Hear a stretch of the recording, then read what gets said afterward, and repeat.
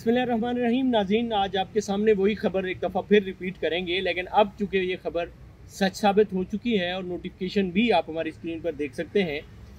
हुकूमत पाकिस्तान ने बाकायदा से एक गज़ट जारी कर दिया है कि इस वक्त जो पाकिस्तान में तकरीबन 4.5 से 5 लाख पेंशनर्स हैं, उनकी पेंशन जो होगी वो 11,500 रुपये मिला करेगी। हमने आपको बताया था कि एक्चुरियल रिपोर्ट जो तकरीबन 1 साल कबल बनी थी, उसकी बुनियाद पर पेंशन हमेशा तो पेंशन में तोसी होती है, पेंशन बढ़ती है, इंक्रीज़ होती है पेंशन, वो उस एक्चुरियल रिपोर्ट की बुनियाद पे होती है। वो एक्चुरियल रिपोर्ट जब आई थी तब भी हमने आपको बताया था, जबकि हमने उसको काफ़ी टाइम रोक के रखा उस खबर को। हमें पता था कि ज़ाहिर है मज़दूरों के लिए लोग कम आवाज़ उठाते हैं और ये खबर हमारे पास ही होगी, कहीं नहीं जाएगी। तो ये खबर हमने फिर आपको दी और आप लोगों ने सुना और आप लोग सवाल भी करते रहे कि कब आएगी। बिल आखिर जो है वो इसका गज़ट नोटिफिकेशन जारी हो गया है, जो आप हमारी स्क्रीन पर देख सकते हैं। पहले पेंशन 10,000 रुपये आपको मिल रही है यकीनन, और अब आपको 15% पेंशन बढ़ा करके आपको मिला करेगी 11,500 रुपये पेंशन, यानी कि 1,500 रुपये पेंशन कम अज़ कम जो पेंशन है उसमें इजाफा हो चुका है। 11,500 रुपये अब आपको 1 सितंबर को पेंशन मिलेगी। लेकिन ये जो बढ़ी हुई पेंशन आपको मिलनी है, ये 1 जनवरी 2025 से मिलनी है।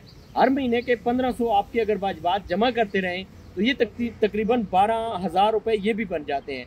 अब 12,000 रुपये ये जो आपके वाजिबात हैं, एरियर्स हैं, ये होंगे, और उसके अलावा 11,500 रुपये आपकी पेंशन होगी। तो ये 23,500 रुपये आपको 1 सितंबर को मिलेंगे।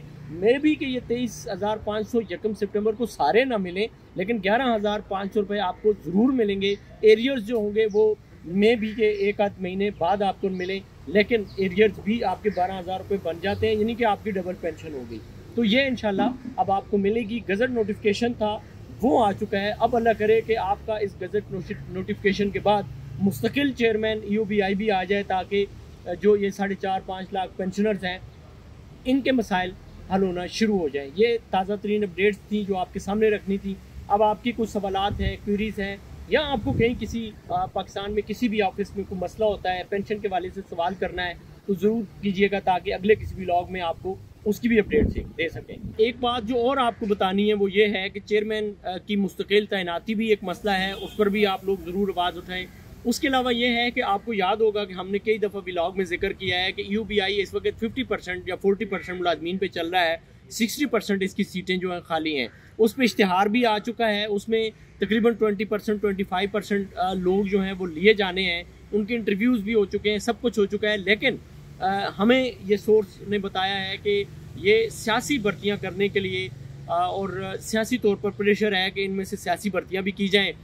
इसी वजह से मुस्तकिल चेयरमैन नहीं लगा रहे हैं और इडहाक चेयरमैन पे चलाया जा रहा है, कायम मकाम चेयरमैन पे EOBI को चलाया, ताकि वो जो अभी भर्तियां की जानी है, तकरीबन 250 के करीब लोग भर्ती किए जाने हैं, जिनका सारा प्रोसेस तकरीबन ऑलमोस्ट मुकम्मल है।